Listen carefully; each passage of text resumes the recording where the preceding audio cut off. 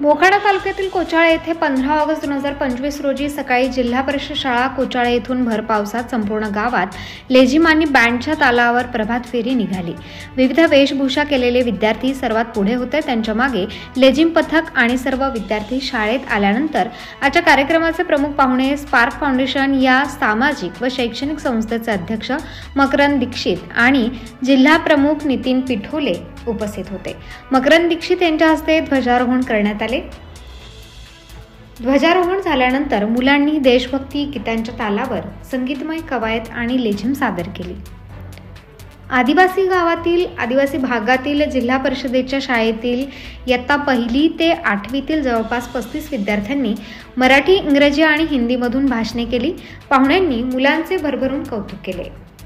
हर घर तिरंगा उपक्रमांतर्गत घेतलेल्या विविध स्पर्धेच्या बक्षिसांचे वाटपही उपस्थितांच्या हस्ते करण्यात आले। उपस्थित मान्यवरांनी मार्गदर्शन केले।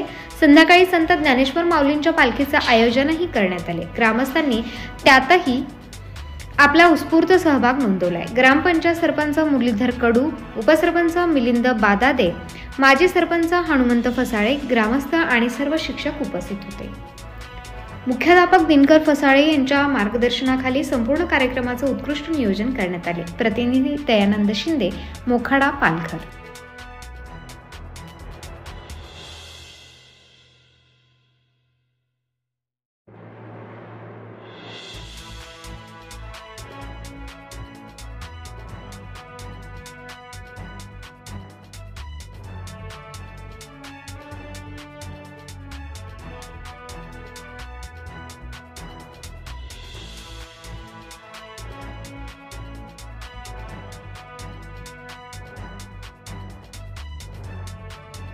ताज्या व महत्त्वाच्या बातम्या बघण्यासाठी प्ले स्टोअरवर जा, प्रबलभूमी ॲप डाउनलोड करा व या धावपळीच्या जीवनात अपडेट राहा।